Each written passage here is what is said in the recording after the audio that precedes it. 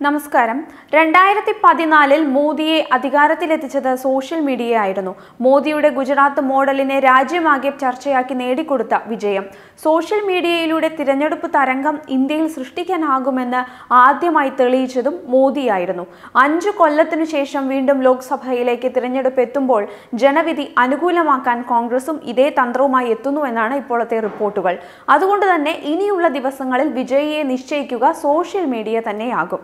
മോദിയോ രാഹുൽ ഗാന്ധിയോ അതോ Indian പ്രധാനമന്ത്രിയാവുക മറ്റാരെങ്കിലുമോ? Social media വിപ്ലവത്തിലൂടെ തിരഞ്ഞെടുപ്പിനെ ഓരോ പാർട്ടിയും ധർമ്മയുദ്ധമാക്കുകയാണ്.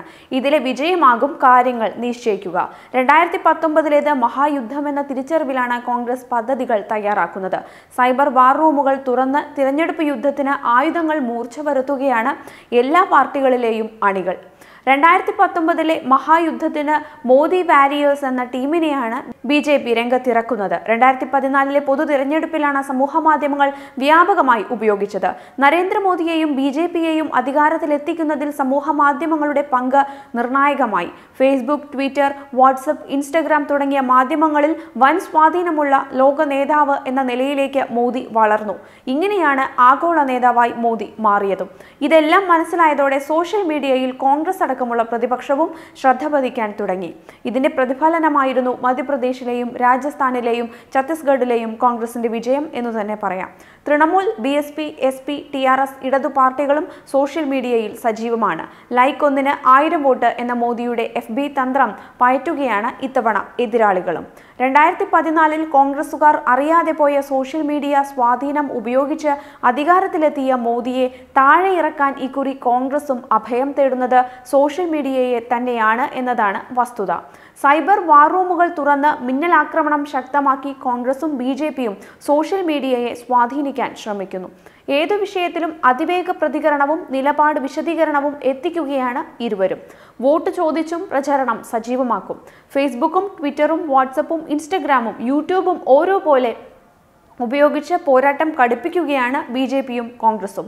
ചെറു പാർട്ടികളും ഈ തന്ത്രം പയറ്റി വോട്ട് നേടാനാണ് ശ്രമിക്കുന്നത്. അതുകൊണ്ട് തന്നെ ഇക്കുറി ലോക്സഭാ തിരഞ്ഞെടുപ്പിൽ അതിനിർണായകമാവുക സോഷ്യൽ മീഡിയയിലെ തന്ത്രപരമായ നീക്കങ്ങളാകും എന്നാണ് പൊതുവെയുള്ള വിലയിരുത്തലുകൾ. സമൂഹ മാധ്യമങ്ങളിലും സൈബർ ഇടത്തിലും മോദിക്കുള്ള മുൻതൂക്കം BJPക്ക് ഇത്തവണയും പ്രതീക്ഷ തന്നെയാണ്.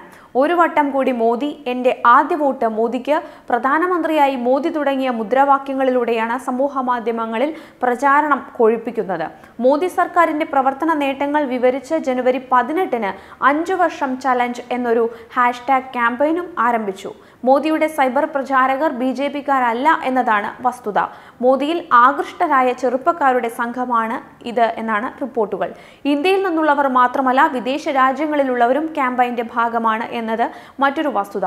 ജോലിയിൽ നിന്ന് അവധിയെടുത്തോ ജോലി സമയം കഴിഞ്ഞോ ആണ് ഇവർ പ്രചാരണം നടത്തുന്നത്. ഇതിനെ ഏകോപിപ്പിക്കാൻ പാർട്ടി പ്രത്യേക സംഘത്തെ തന്നെ ഏർപ്പെടുത്തിയിട്ടുമുണ്ട്. ഇതിനായി വാർ റൂം ഡൽഹിയിൽ സജീവമാണ്. കേരളത്തിൽ പോലും ഈ വാർ റൂമിന്റെ വേരുകളുണ്ട്.